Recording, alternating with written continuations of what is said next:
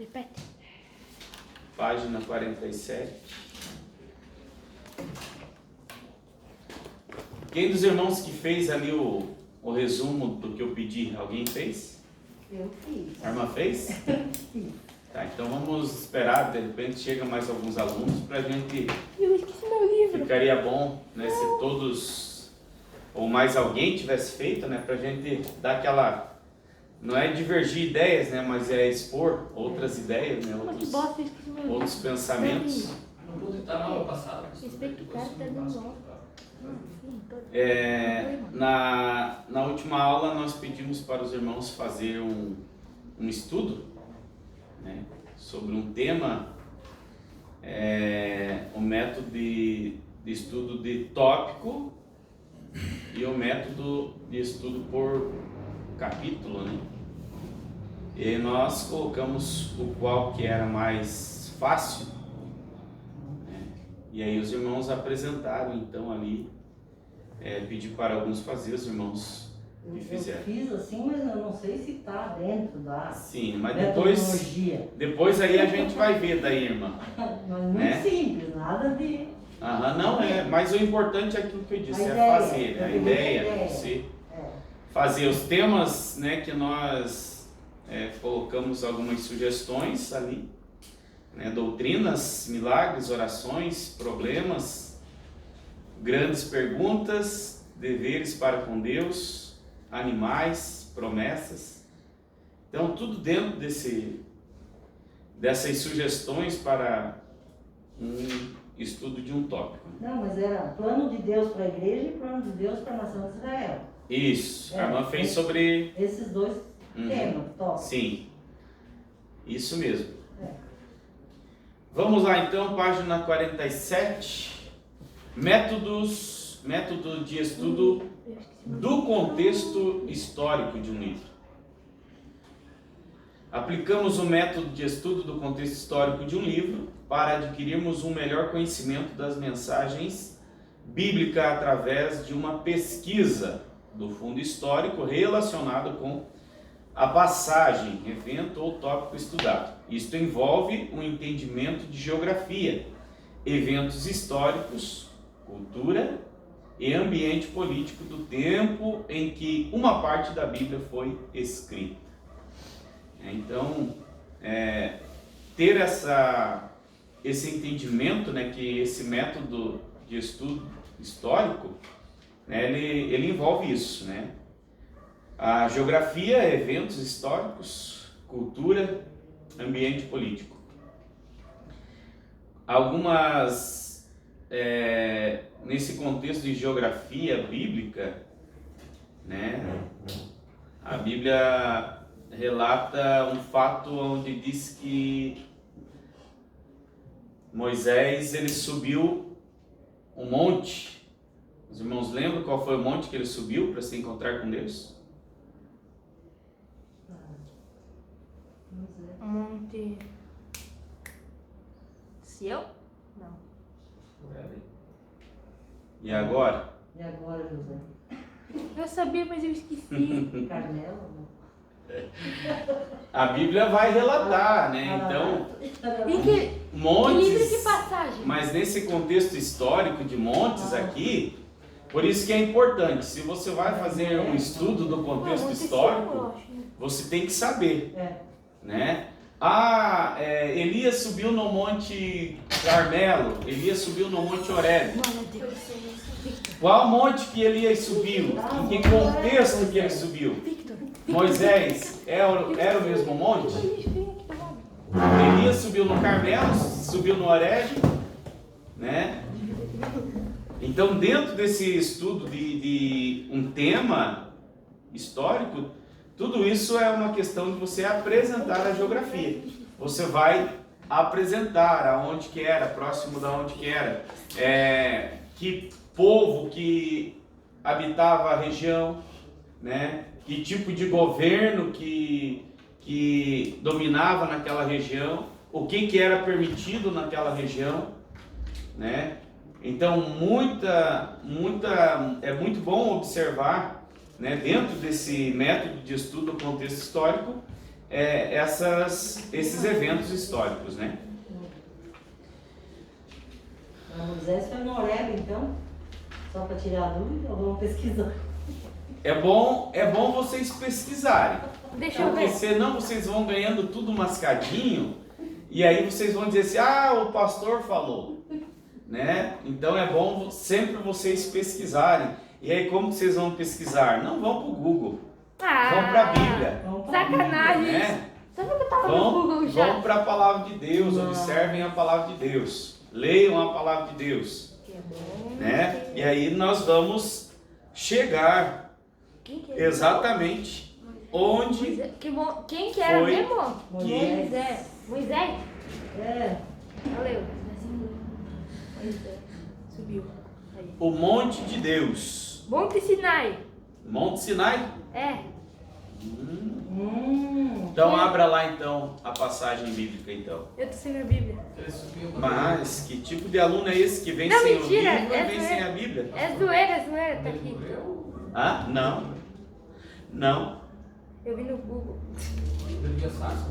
É onde Qual que é a passagem? Deus deu as tábuas. Êxodo. Êxodo 19, Assim, qual que é? Êxodo. Êxodo 19, 20. Êxodo. Isso. Pode ler lá. Calma. E descendo o Senhor sobre o monte Sinai, sobre o cume do monte, chamou o Senhor a Moisés ao cume do monte, e Moisés subiu. Aí está. Né? Não é o Sinai, eu sabia isso. Aí você vai analisar o seguinte: Monte Sinai, Monte Horebe, Monte Ararat, né? Cheio de E você vai procurar dentro desse contexto saber quais eram as regiões onde eles se localizavam. Se eram próximos, se eram distantes. Você vai pesquisar a altura desse monte, né? As dificuldades que existiam para se chegar. Então, tudo isso nesse método de estudo de contexto histórico você vai analisar, porque o texto-chave, vamos dizer assim, o principal, não é o nome do monte. Claro que não. Não é o nome do monte, não é o monte, mas o fato que aconteceu nesse monte. Né? Que trollagem. Quando Deus pede para Moisés subir outra vez o monte, e aí Moisés não desce novamente, né? Qual é o fato, o contexto, ou melhor, o texto-chave principal dessa história em que Moisés sobe e aí ele não desce, ele não retorna mais? Não é o monte, não é porque o monte lá era... Não, é o fato que aconteceu, né? De ali acontecer uma batalha pelo corpo de Moisés, né? Essa batalha está descrita Ô, entre pastor, o bem e o mal. na verdade, o Monte Horebe é Monte Sinai, isso aqui em hebraico. Em hebraico. Vamos lá, definição. 2. Por que estudar o fundo histórico de um livro? Para perceber o impacto total que o escritor da Bíblia está dizendo, é necessário nos transportar para o tempo em que ele viveu. Como estamos séculos à frente no tempo dos escritores da Bíblia, precisamos tentar ver o mundo deles através de seus olhos, sentir o que eles sentiram e depois entender como o Espírito Santo os usou para escrever o que descreveram. Uma das regras principais da interpretação afirma que, como a Bíblia foi escrita em meio à história, ela só pode ser entendida melhor à luz dela. Você não pode interpretar a Bíblia corretamente se ignorar a influência dos tempos em que foi escrita. Um bom estudante da Bíblia sempre vai querer conhecer o fundo geográfico, histórico, cultural e político da passagem ou livro que está estudando. Então é o que nós falamos aqui. Nesse sentido, né, o fundo geográfico, a região, como que era, passagens bíblicas que vai descrever, por exemplo, a passagem do Mar Vermelho. Aí você vai ver que o Mar Vermelho, na verdade, não era um mar. Aonde ele se localizava? geograficamente uma posição exata de onde ele estava, né? Dizem os historiadores que o local onde foi a passagem poderia ser um local onde a água não dava 1 metro de altura, né? Então são vários contextos que você acaba tendo que analisar, né? Pesquisar e estudar.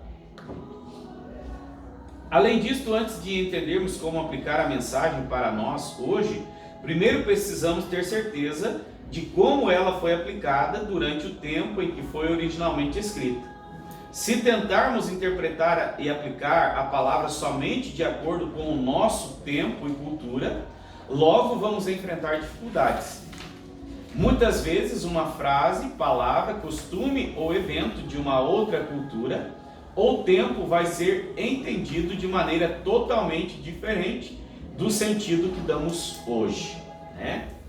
Por exemplo, a passagem do mar.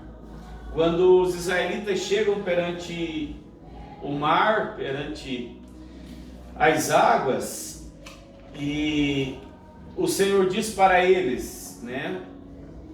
Moisés clama a Deus e Deus pergunta para Moisés: por que tu clamas a mim? Deus questiona Moisés e pergunta: por que tu está clamando para mim? Diz ao povo que marche, né? Mas como que o povo vai marchar em meio às águas? Se estava ali as águas, como que o povo ia entrar no mar para se afogar e morrer? Mas Deus estava dizendo: dize ao povo que marche, né? E o fato que aconteceu depois? Qual foi o fato que aconteceu nesse momento, após Deus ter dito para o povo marchar? As águas se abriram. Se abriram. De que forma que as águas se abriram? Assim. Moisés tocou no mar. Deus mandou ele tocar. Exatamente, né? Então estava com Moisés a solução, né? Moisés tinha ali a solução de como ele iria fazer. Para nós aplicar esse texto, para nós hoje, como que nós aplicaríamos? Trazendo para os nossos dias. Teria como nós aplicar essa passagem histórica nos dias de hoje? O que os irmãos acham? Sim ou não? Não parar de seguir, pela fé, né? Não parar de seguir, eu acho, né? Vamos, marchando, vamos. Se fosse hoje em dia, a gente ia pegar uma balsa, pronto. Sem dúvida nenhuma, né? Teria como aplicar. Né? Sem dúvida. Não parem. Por causa das grandes descobertas arqueológicas do século passado, nós agora temos um conhecimento muito maior das culturas e fundos históricos nos tempos bíblicos. A maior parte desta informação está disponível em várias ferramentas ou livros de pesquisa. Você terá que usá-las quando fizer esse tipo de pesquisa, né? Então, tem informações disponíveis, mas é preciso nós nos certificar das fontes de informações. Nós não podemos pegar qualquer fonte de informação, né, e sair aplicando como sendo válida, porque aí pode ocorrer de repente passar vergonha, né, diante de uma situação como essa. Ferramentas que você vai precisar. Neste método você dependerá totalmente das seguintes ferramentas: dicionário bíblico, enciclopédia, manual bíblico ou um livro semelhante, atlas bíblico, livros sobre arqueologia bíblica e geografia bíblica. Isso tudo, né, tem muitas formas, muitas maneiras, às vezes até é possível baixar, né, baixar da internet. Alguns sites evangélicos, né, cristãos, eles têm ali disponível, então é fácil você ter algum material com qualidade de conteúdo. Eu vou pedir para os meninos, se vocês não querem prestar atenção na aula, eu peço que vocês aguardem ali fora. Nós estamos lendo no livro. Que aí fica melhor, senão não tem como eu explicar para os irmãos aqui, vocês aí, né? Então senta do lado, fica quietinho, lê em voz baixa ali para não tirar a concentração, fica melhor. Passos para fazer esse tipo de estudo. 4.1. O assunto ou livro. Escolha o assunto, a pessoa, a palavra ou o tipo de livro, né? No caso, Bíblia, que você quer estudar, e comece a juntar os livros de referência que você vai usar para a sua pesquisa. Então aqui existe a necessidade de escolher. Por exemplo, qual livro que você vai escolher? Geralmente nós dizemos assim, vou escolher a Bíblia, eu vou estudar a Bíblia. Mas o que é a Bíblia? Não. A Bíblia é um conjunto de livros. Se nós for analisar dentro da Bíblia, nós vamos encontrar alguns livros, né? Ela é um conjunto de livros, né? Então, vamos dar um exemplo. Eu quero estudar aqui sobre o livro de Ezequiel, né? Eu vou estudar sobre Ezequiel, preciso ter um material, né? Tanto para um estudo geográfico, como para um estudo de fatos que aconteceram nessa época, que tipo de governo que dominava esta época, aonde ele foi escrito. Foi escrito no período em que Israel estava no cativeiro, fora do cativeiro, depois do cativeiro, antes do cativeiro, né, para fazer uma aplicação. Aí eu vou pegar Ezequiel e eu vou tentar descobrir Ezequiel sendo contemporâneo de qual outro profeta. Qual outro profeta que profetizou nessa mesma época, né? Para mim não fazer aqui de repente uma confusão de textos na aplicação. Por quê? Porque nós vamos ter no livro de Ezequiel um livro profético. E nós precisamos saber as profecias que foram profetizadas por Ezequiel, partes que se cumpriram, que estão se cumprindo ou que vão se cumprir. Mas qual outro profeta que profetizou nesse mesmo tempo, nesse mesmo período, né? É claro que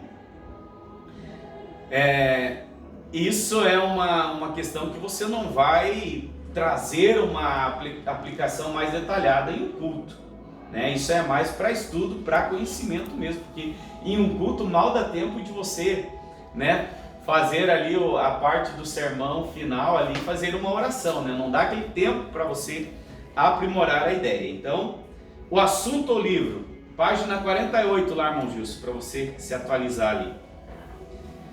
Pesquisa bibliográfica. Faça uma lista dos livros que você vai usar para fazer este estudo. Isto ajudará a lembrar quais livros mais auxiliaram e podem ser úteis para outros estudos desta natureza. Geografia. Você terá que conhecer a geografia da Palestina e do Oriente Médio, né? Isto inclui o tipo de terra. Quem de vocês aqui que já viram o estado de Israel? Quem já viu no mapa aqui? Já viram? Sim. Vocês já observaram o tamanho que é o estado de Israel? Israel não é um país? Mínimo. Sim, país. Eu já vi no mapa. E que tamanho que ele é? Bem pequeno. Bem pequeno. Dá para comparar com Santa Catarina? Eu diria que sim. Mais ou menos. Mais ou menos, né? Olha só, né? Então dentro dessa geografia que você precisa entender, Israel hoje, Israel lá no passado, a Palestina hoje, a Palestina lá no passado, Oriente Médio hoje, Oriente Médio lá atrás no passado, né? Geograficamente falando, você fazer esse estudo e detalhar. É bom você pegar no mapa, ver a localização e escrever. Oriente Médio corresponde hoje a quais países que fazem parte do Oriente Médio, né? Para ver o que mudou, mudou tanta coisa, isso daqui é um texto que só se aplicava lá, para a nação de Israel, para o povo de Israel. Isso daqui é um texto que não se aplica à igreja, não se aplica para os nossos dias, não se aplica para o continente onde nós estamos. Então são vários detalhes que é preciso levar em consideração. Por isso que eu falei para vocês, isso inclui o tipo de terra, montanhas principais, climas, rios, lagos, cidades principais, países, etc., da época que estiver estudando.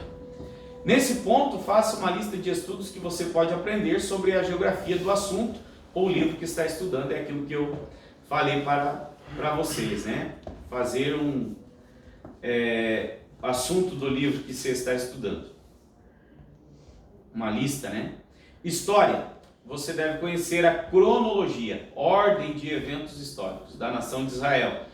No Velho Testamento também deve conhecer as divisões do ministério de Jesus e as histórias das viagens missionárias de Paulo. Cultura. Você precisa entender como as pessoas viviam naquele tempo. Pergunte-se como as coisas apresentadas afetaram a mensagem e as pessoas sobre as quais você está estudando e sobre os itens abaixo. É importante. Essa questão da cultura, queridos, isso daqui, às vezes, nos dias atuais, dá um emaranhado na cabeça das pessoas, né? Por exemplo, a mulher não deve usar roupa de homem, o homem não deve usar roupa de mulher. E agora? Que cultura que nós estamos falando? Para, né? Mas, pastor, assim, até um questionamento. Eu vejo que se nós tentarmos aplicar a Bíblia da forma que ela está escrita hoje em nossas vidas, não tem como, né? Não tem como. Porque se vai analisar, por exemplo, o profeta Oséias, a época, a forma que ele profetiza era para aquele tempo, aquele período que eles estavam vivendo, porque a nação israelita estava corrompida, né? Estava fazendo certos pecados abomináveis. Então Deus levantou juízes, levantava profetas para corrigir o povo, né? Sim. Hoje, se nós formos ver, não que o pecado deixou... Não, o pecado hoje ele criou uma outra forma de agir. Né? Uma vez, o pecado era uma forma, ele era feito de uma certa forma. Hoje, as estratégias até do nosso inimigo, ele mudou. Então, nós também temos que mudar a nossa forma de entendimento. Para quê? Para nós tentar nos anteceder a essas ações do inimigo. Sim. Mas tu pode ver, o jeito que eu fui educado é diferente que o pastor foi educado, é diferente do que nós estamos educando os nossos filhos. Sim, então, sem dúvida. Mas nós estamos falando de quantos mil anos? Exatamente. Aí é que eu digo, irmãos, a importância de se estudar, para você não fazer aplicações e conclusões erradas, né? Quando nós estamos falando dessa cultura, era a cultura de um povo. Agora nós vamos para a cultura judaica e vamos transferir a cultura judaica para os dias hoje da igreja, né? A cultura da época. Agora eu pergunto para os irmãos, em Israel tem cristãos da nova aliança? Tem cristãos da graça em Israel, sim ou não? Tem. E o que eles aplicam? Eles aplicam a cultura do país deles? Ou eles aplicam a cultura daquilo que é de outros povos? Ou daquilo que o apóstolo Paulo trazia no contexto bíblico? Da cultura deles. Será? Cultura Eles estão mais na lei ainda lá. Eles estão mais na judaica ali. Os lenços na cabeça. Não é? Lá? Os cristãos da nova aliança, os cristãos que aceitaram a Jesus, que creram em Jesus e que o evangelho se difundiu, né? Nós vamos ter aqui os cristãos da nova aliança, que são os cristãos ortodoxos, né? Que são aqueles que são bem rigorosos, no que se refere a todo o, vamos assim dizer, não aos mandamentos, né? Mas simplesmente às observâncias daquilo que era aplicado, daquilo que era transmitido, né? Pela Escritura Sagrada. Eles vão seguir a risca. Mas nós não vamos pegar a cultura de lá, de como eles servem a Cristo lá, e aplicar na nossa cultura aqui. Quando nós falamos de cultura bíblica, nós temos que entender que muitas coisas foi escrito para a igreja e muitas coisas que era exclusiva da cultura e da nação de Israel, do povo judeu, né? Quando nós falamos aqui, ó, cultura, tipos de roupas que vestiam.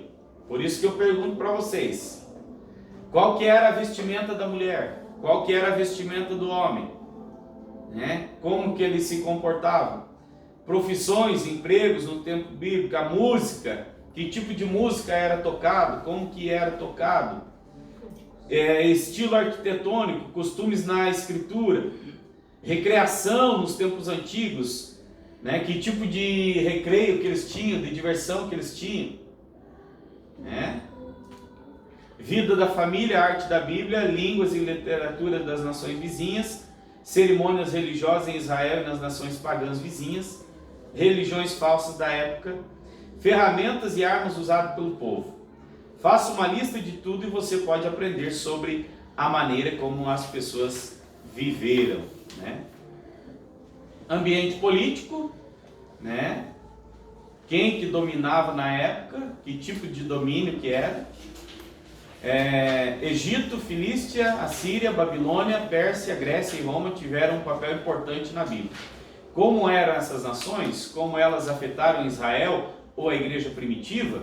Então aqui nós vemos que essas culturas e esse ambiente político afetou a Israel, né, pelo paganismo dos deuses pagãos, e posteriormente afetou um pouco a igreja primitiva, né, onde a igreja primitiva lutou muito, né, contra algumas falsas religiões ali da época, governos, né, governos que se infiltravam no meio da igreja e queriam dominar a igreja primitiva. Muitas das passagens dos profetas só podem ser entendidas à luz política de seu tempo. Faça uma lista de todos os dados políticos que você achar. Faça um resumo da pesquisa e agora uma aplicação pessoal. Talvez uma aplicação pessoal seja difícil nesse tipo de estudo, mas pode surgir uma dentro de um assunto específico do material. Sua pesquisa poderá lhe ajudar a encontrar uma aplicação que necessite hoje. Então aqui algumas sugestões ali que ele aplica, né, para todo esse contexto. Então aqui nós passamos o método de estudo de um contexto histórico, né, de um livro. Métodos de sumarização da Bíblia. Sumário da Bíblia é um método que ajuda o estudante a descobrir alguns aspectos do texto, que geralmente passa desapercebido em uma leitura apressada, né? Às vezes aquela interpretação errada, até mesmo de uma frase ou de uma palavra, né? Lendo rapidamente e lendo com mais calma, com mais tranquilidade, né? Alguns textos que às vezes não chamam tanta atenção e outros textos que chamam mais atenção. Um dos temas, vamos dar um exemplo aqui dentro da Bíblia, para se ter um entendimento, né? Daniel, livro de Daniel, profeta Daniel, a visão de Daniel. Falou Daniel e disse: eu estava olhando na minha visão da noite, e eis que 4 ventos do céu combatiam no mar grande. E 4 animais grandes, diferentes uns dos outros, subiam do mar. O primeiro era como leão e tinha asas de águia. E eu olhei até que lhe foram arrancadas as asas. E foi levantado da terra e posto em pé como um homem, e foi-lhe dado um coração de homem. Só nesse texto, nesse versículo aqui, ó, nós vamos tirar algum tempo pesquisando. Qual é a simbologia? O que nós vamos tirar dessa simbologia?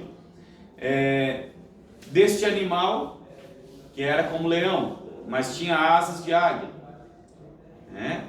Outro, foi-lhe dado um coração de homem. Então são detalhes aqui que é preciso você marcar o texto, né? Para você poder fazer uma definição exata desse texto, é preciso você marcar cada detalhe e ver agora dentro de um contexto todo o que é que o livro de Daniel vai estar aplicando. Do que ele está falando? O que é esse significado dessa visão que ele teve? O que era esse leão, né? Esse coração de homem que foi dado. Então tudo isso você vai tentar trazer dentro desse estudo que você vai fazer essa aplicação, mas trazendo para um contexto geral do que o livro de Daniel está expressando, né? Não apenas do texto, mas do livro em si, né? Um método de sumarização onde você acaba pegando essas passagens que às vezes não chama tanta atenção, mas você vê a importância que é, porque às vezes esse versículo ou essa frase que imagina assim que não chama tanta atenção, às vezes pode ser ali, né, o texto-chave do livro, daquilo que será revelado no livro que ele está tentando revelar. Não é necessariamente um trabalho de geografia bíblica, mas vai ajudar-nos a identificar os aspectos geográficos no texto.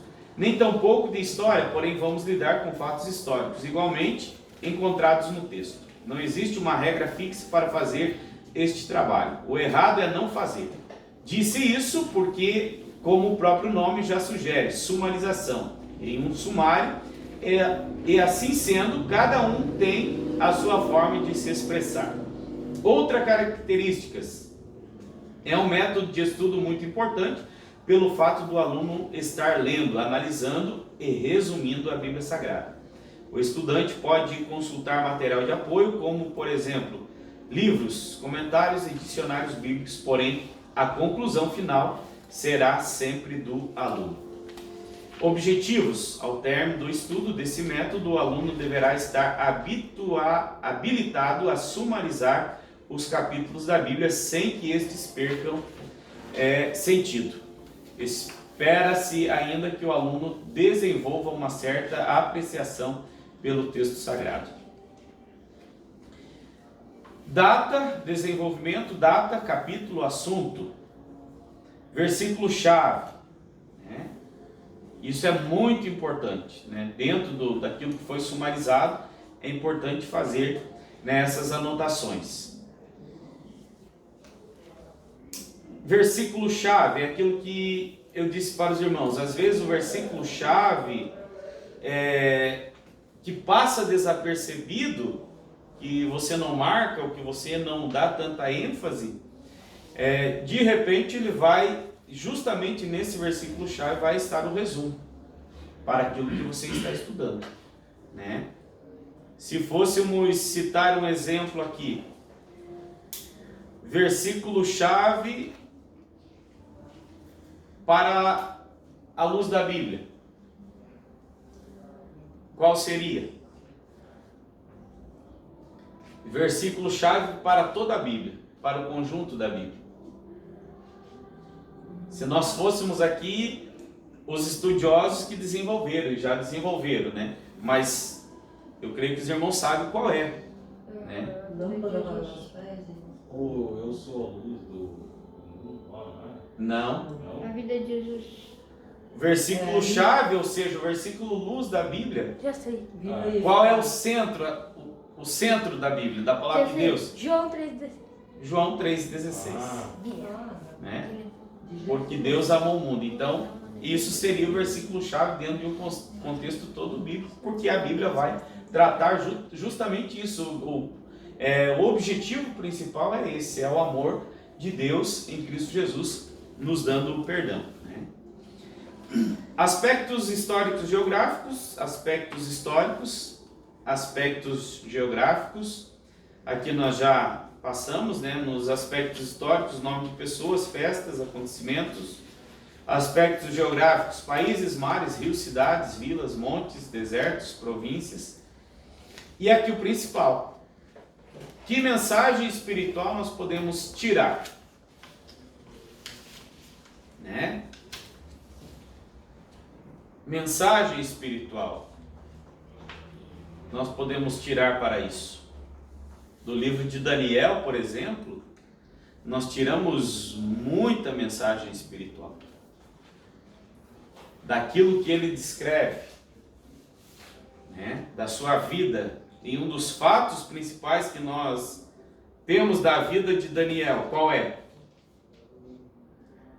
Se nós fizéssemos um resumo aqui dentro do livro de Daniel sobre a vida do profeta, sobre a vida de Daniel, qual ponto X que nós encontramos sobre a vida de Daniel, que seria o fato que nós marcaríamos como sendo o texto-chave da vida de Daniel? O que os irmãos acham? A cova dos leões? É uma passagem. Não, passagem. O fato que, tipo, marca A vida dele, a história dele. Daniel. não se corromper. Um Não homem se de fé. contaminou com o mundo. Não se corrompeu, né? Era um homem de fé, sem dúvida. E a cova dos leões.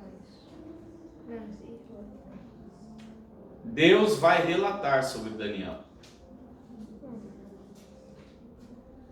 A Bíblia diz que ele orava quantas vezes por dia? 3 vezes por dia ele orava.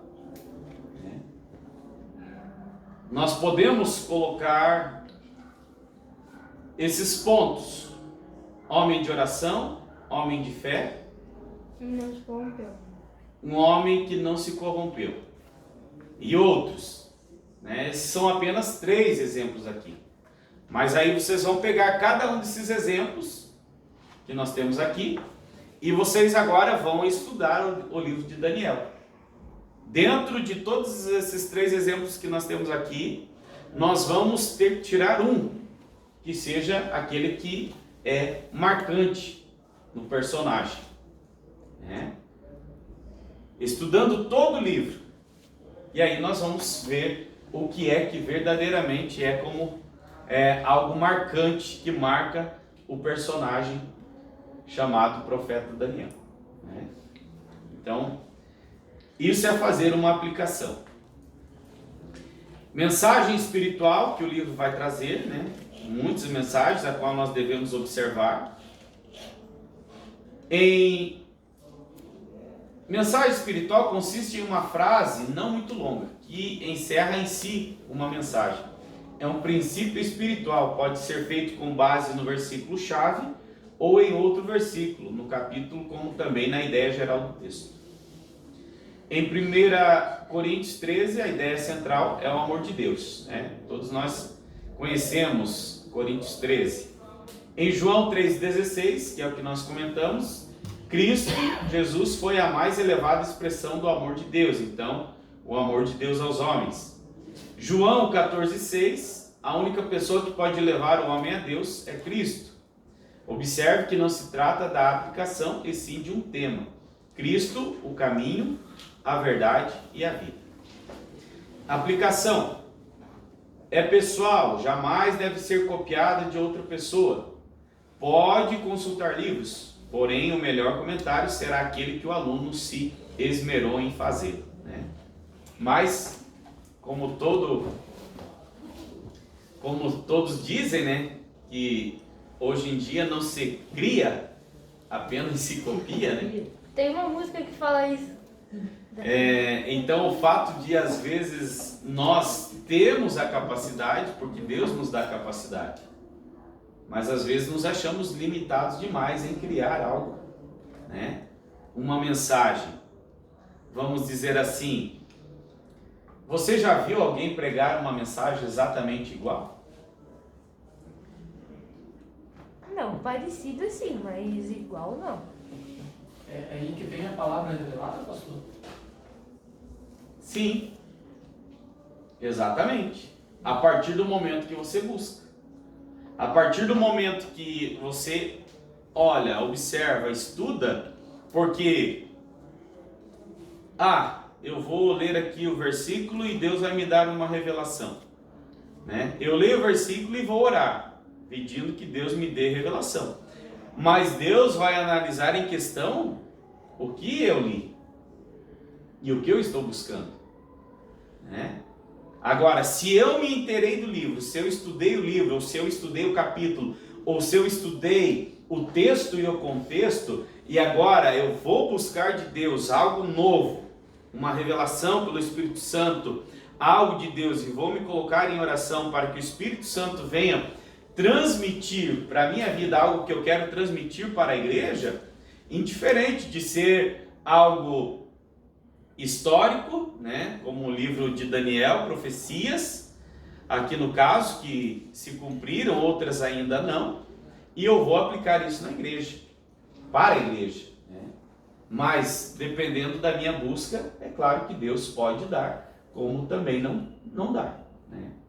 Então, existe essa necessidade de se ter uma busca, mas o que geralmente muitos às vezes fazem é ir lá para o YouTube, né?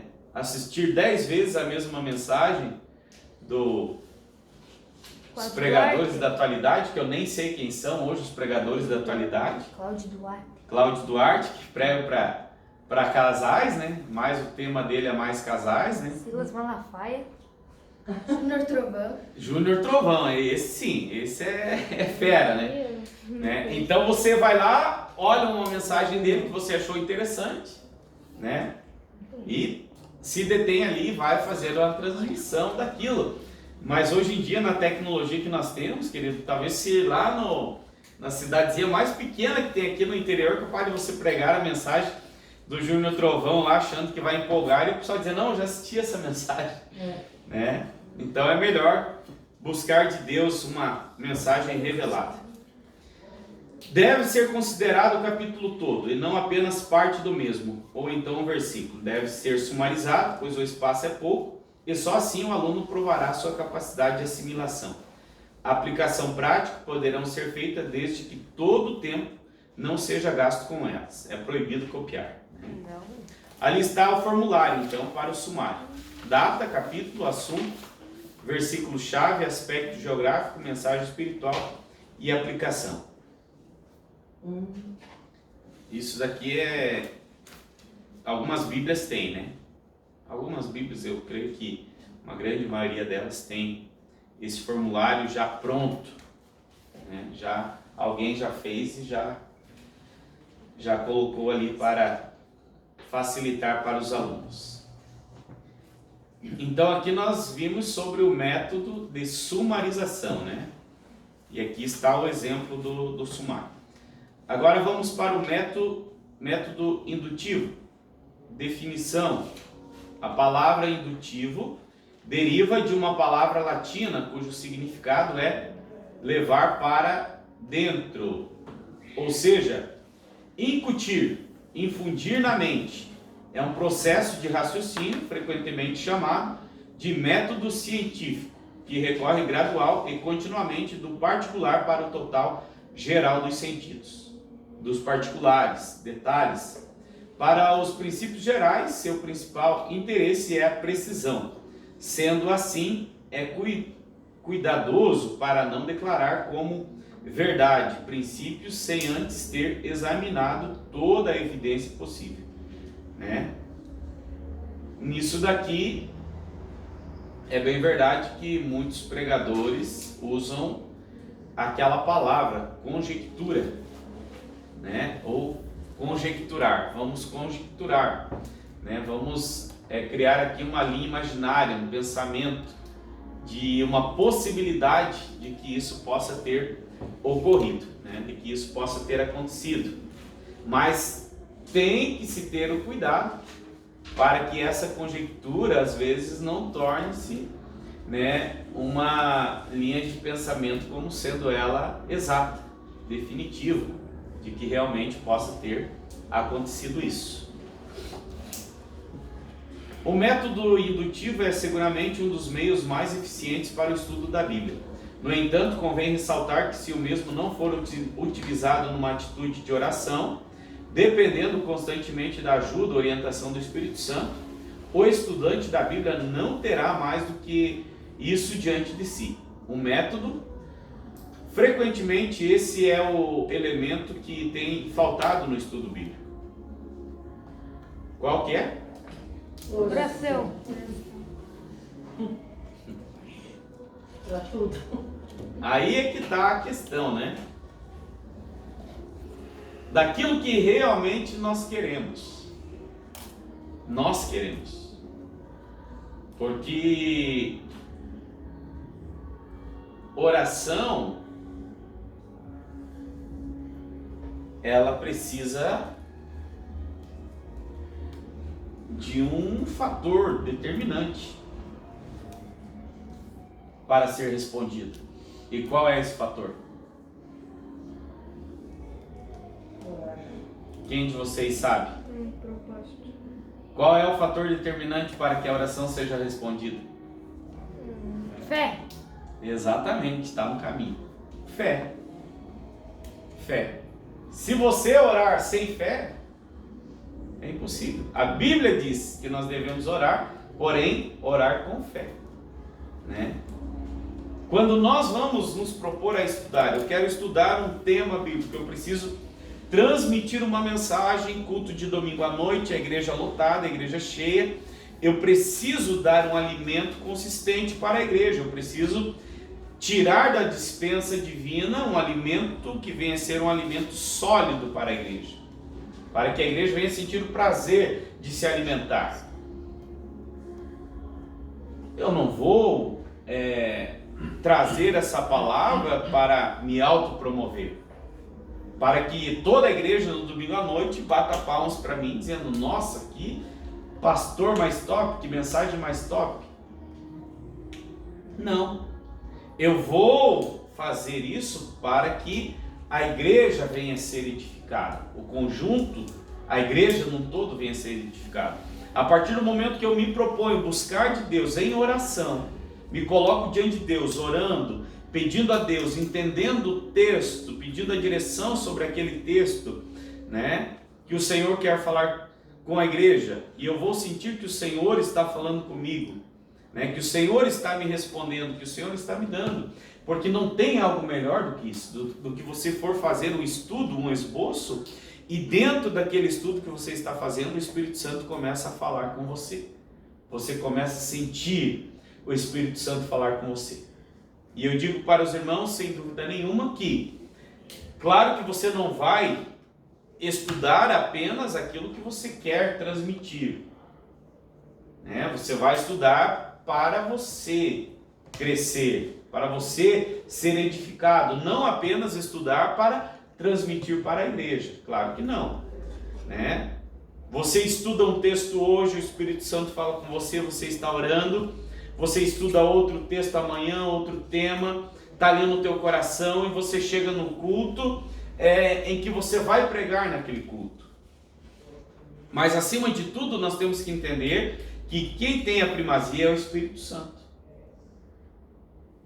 E se eu tenho duas mensagens pronta, preparada, duas mensagens ardendo no meu coração, e agora eu estudei essa daqui para pregar hoje, mas aquela outra mensagem que eu havia estudado lá atrás, ela está falando aqui comigo muito forte.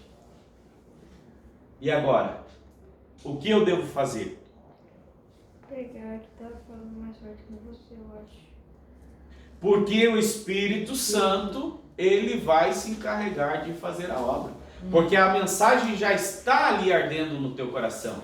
O Espírito Santo já está ali junto com aquela mensagem, e a partir do momento que você for transmitir aquela mensagem para a igreja vai sentir, quando num todo, alguém que está ali, que está precisando daquela mensagem. Ah, mas eu tinha estudado essa aqui, era essa para hoje, está certo? Eu estudei essa para hoje, mas o que está em evidência no meu coração é aquela mensagem que eu havia estudado lá no mês passado, na semana passada, a qual o Espírito Santo quer falar. Então, nós temos que ter essa sensibilidade, né, de fazer isso em oração. Por isso a importância de quando você vai estudar, você deve orar. Peça sempre a Deus que ilumine antes de abrir as Escrituras Sagradas, né? Não pegar ela simplesmente como um livro qualquer, mas saber que nós estamos aqui diante da Palavra de Deus revelada para os nossos corações, né? Isso é extremamente bom, extremamente maravilhoso. Indução e dedução, contrastadas. Indução é exatamente o oposto da dedução. Vejamos, Indução. Os casos particulares são primeiramente observados e depois é que são formuladas as conclusões, né? Então, no método indutivo, né, primeiro os casos particulares são observados e depois formuladas as conclusões. Dedução. As conclusões são formuladas e depois é que observações são feitas para se verificar. Portanto, na indução, primeiramente se observa e então faz-se as conclusões. Ao passo que na dedução, primeiramente faz as conclusões, então observa-se, né? É aquela questão, vamos concluir, vamos chegar a uma conclusão. Chegamos à conclusão, agora vamos fazer as observações, né? Vamos concluir que nós devemos agora dar uma pausa para o café, para o lanche. O que os irmãos acham disso? Uma boa Eu ideia. concordo, eu concordo. Mas alguém pode fazer uma observação? Hã? Quem pode fazer uma observação? Café está muito bom. Nós chegamos à conclusão que nós vamos parar para o café agora. Mas alguém pode fazer uma observação dentro dessa conclusão que nós chegamos? Bolacha A é observação é que a gente não vai tomar só café, a gente vai comer bolacha também. Tempo, 10 minutos. Observações Observações. dentro daquilo que foi proposto, né? Observe que nós estamos aqui apenas no parágrafo 1.1, né? Ou no tópico 1.1 e falta ainda alguns para nós chegar. Então, deduzindo que nós vamos parar para o café e nós temos apenas 5 minutos para o café, para nós poder concluir aqui o que está proposto para nós. Observação, 5 minutos, acho que é pouco. Tá certo? E se nós fôssemos inverter? Vamos observar, vamos inverter aqui, né? Que nós temos algo ainda pela frente, bastante a ser estudado, né? Então, dentro disso que nós temos aqui para ser estudado, vai dar mais ou menos aí uns 15 minutos e o café está quente. E nós temos que esperar o café esfriar para nós não nos queimar, né? Então, vamos chegar à conclusão de que nós vamos ter que dar pelo menos uns 10 minutos para o café. Dedução boa. Vamos tomar um café, gente? Vamos. Dá uma pausa, então vamos lá. Toma um cafezinho, refresca a memória. Davi, vamos comer. Eu vou no banheiro. Dos irmãos que não estavam aqui no começo, quem fez o que foi proposto na última aula? Tu não vê? Ele também não. O irmão Lucas não estava, irmão Lucas? Não vê ninguém. Foi por isso que eles não vieram hoje. Ah, é verdade, mano. Verdade. É que tu disse que não era obrigatório. Acho que foi isso. Não era obrigatório, era Era Eu fiz, mas eu não sei se eu dentro do esquema. Era isso. Era um estudo, eu fiz zero. Agora eu vou coloquei pegar um pouquinho. Temos Eles 2, não 3, Vocês fizeram.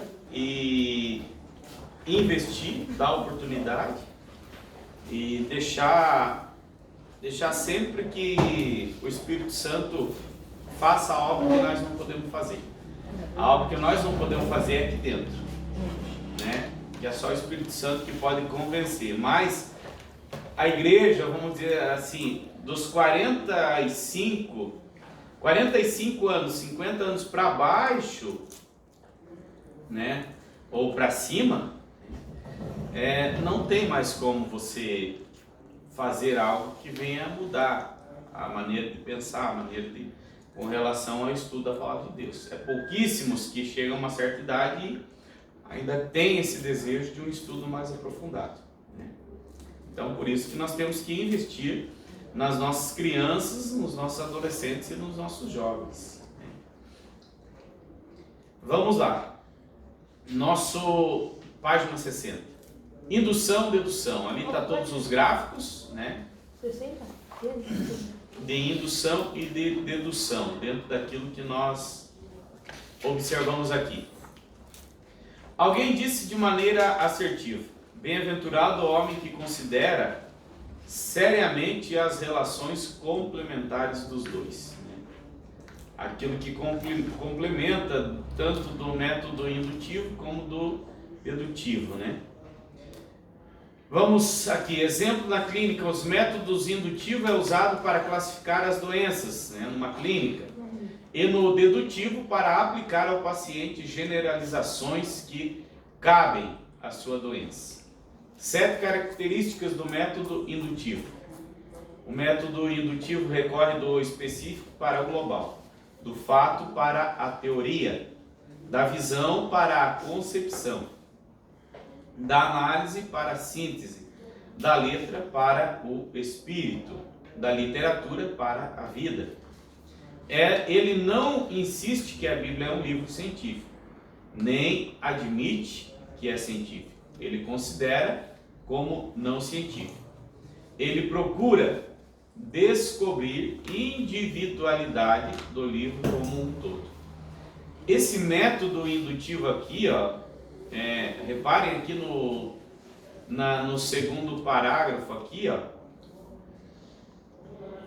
ele não insiste que a Bíblia é um livro científico, nem admite que é científico. Ele a considera como não científico. Por quê? Por que vocês imaginam que esse método indutivo não vai considerar a Bíblia como um livro científico, não científico? É um livro sagrado? Além disso, Um livro histórico sagrado. ele é um livro histórico, sagrado, claro, mas para você entender, para você absorver, para você,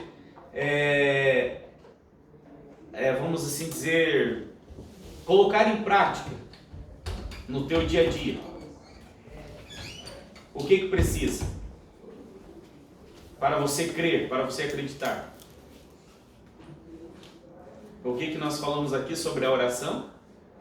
O que era necessário para ter as respostas? Fé. A Bíblia é a mesma coisa. Nós não precisamos de comprovações científicas. É a nossa fé que brota dentro de nós, como sendo a Bíblia um livro inspirado por Deus, né? Um livro sagrado, né? Nós não precisamos de comprovações. Indiferente de comprovar cientificamente ou não comprovar, aquilo que está dentro de nós está aqui dentro de nós. Nasceu, brotou aqui dentro de nós, através da nossa fé, né? Então, por isso o método indutivo que nós falamos aqui, né? Você vai para a oração. Você vai para a oração. Você vai fazer um discipulado, vai lá na casa de alguém que não conhece nada sobre Deus, nada sobre a Bíblia. Você vai para a oração, você coloca diante de oração e ora, porque você vai lá com a palavra de Deus. E o que vai despertar naquela pessoa o desejo de aprender é justamente através dessa ação maravilhosa do Espírito Santo, através da oração e da fé, né? Então não precisa, você não vai chegar na casa de alguém lá e dizer, não, mas eu tenho um texto aqui para ti, agora vamos ver que isso aqui tem comprovação científica. Não. Você vai orar e automaticamente o Espírito Santo vai fazer esse papel de aplicação no coração e na mente da pessoa. Claro, né, que tem muitas comprovações científicas, mas não é disso que nós estamos falando, nós estamos falando de métodos. Ele procura descobrir a individualidade do livro como um todo. Ele é intensivo, pouco disposto a trocar profundidade e precisão por extensão. Ele é direto, pouco desejoso de substituir contato primário por conhecimentos secundários. É literário, conhecendo que o conteúdo está entre as formas literárias. É paciente, persistente, criativo, religioso na aproximação. A história do método indutivo. Antecedentes antigos. Olha só isso aqui que interessante. Sócrates, Aristóteles, Jesus e Francis Bacon. são considerados antecedentes antigos do método indutivo, né? Sócrates, 399, fundou o método socrático, processo pedagógico subordinado às perguntas e respostas.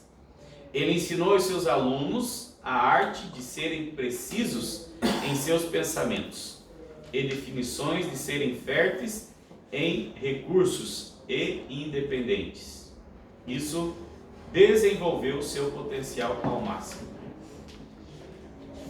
Semelhanças entre Jesus e Sócrates no uso de perguntas e respostas. Então, aqui, claro, né, nós temos que entender que ele está falando de método, né? Os métodos que esses homens usaram no passado. Essas semelhanças, os dois baseavam suas perguntas em detalhes concretos. Os dois estimulavam seus discípulos a serem precisos e originais em seus pensamentos.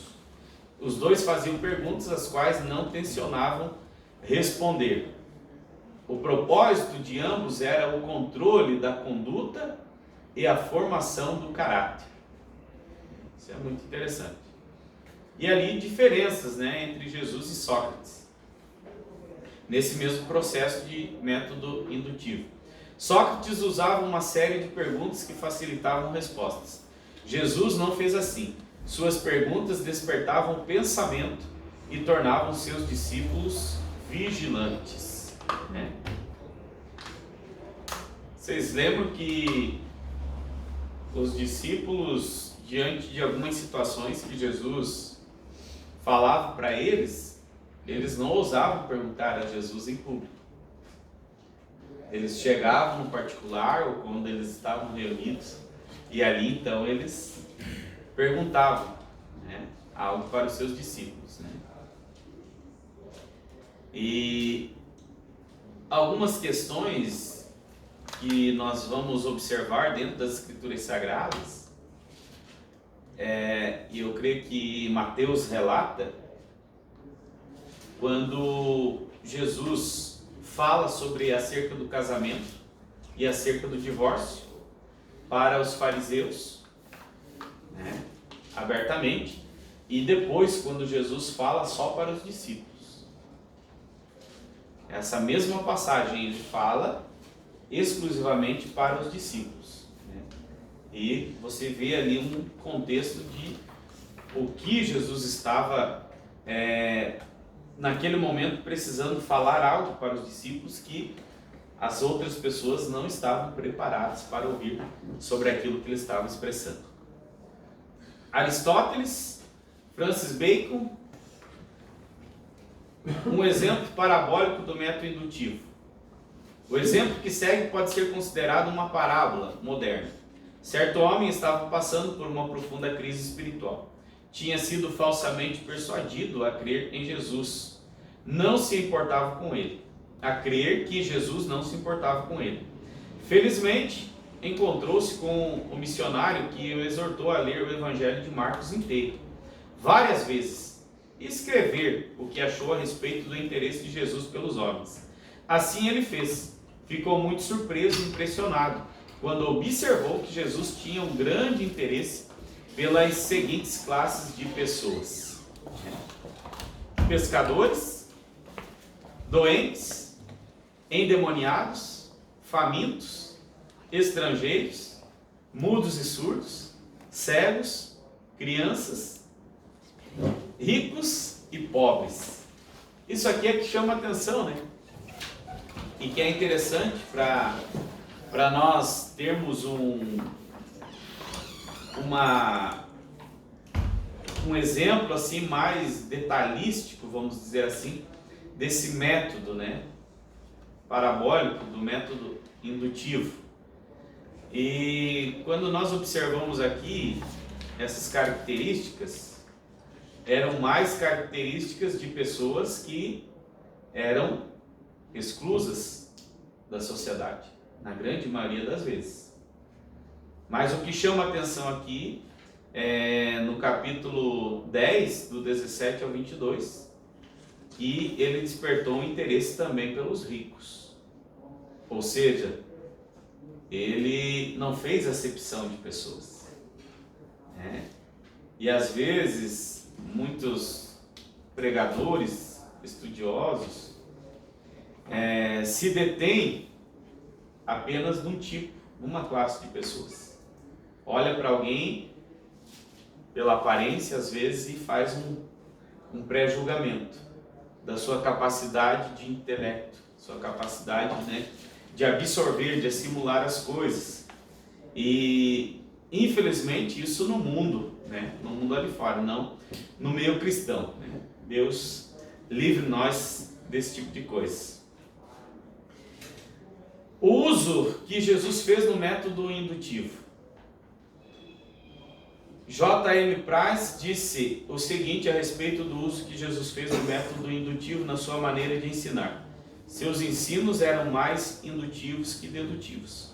Situação intelectual da Palestina nos dias de Jesus. Então, a necessidade do que Jesus propriamente disse, né? Então, dentro daquele contexto da Palestina, né? Os dias em que Jesus estava vivendo ali na Palestina, a situação intelectual, ou seja, intelecto, a facilidade ou dificuldade de absorver os ensinos de Jesus. Jesus, nós vamos analisar, entender que ele usou uma linguagem bem comum da época, uma linguagem de fácil assimilação e de fácil entendimento, né, na sua aplicação, tanto para os seus discípulos, né, que, vamos dizer assim, talvez ali nós imaginamos o mais intelectual ali, quem que nós poderíamos dizer dos discípulos de Jesus? Quem que vocês imaginam? Judas. Judas era o cara mais intelectual. Exatamente. Então, a linguagem que Jesus aplicou, vamos dizer assim, o mais intelectual Judas, e vamos dizer assim, o mais leigo em questão de intelecto, quem que nós poderíamos julgar? Pedro, né? Nós fazemos aqui um paralelo, mas tanto um quanto o outro absorveu a mensagem clara, porque Jesus, ao transmitir essa mensagem, ele fez essa mensagem ser transmitida numa linguagem bem clara e contemporânea daquilo que eles estavam vivendo na época, né? Os ensinos que Jesus fez dessa forma indutiva. A situação intelectual. Houve muito pouco pensamento original na Palestina nos dias de Jesus. Russell tinha razão em afirmar: o estudante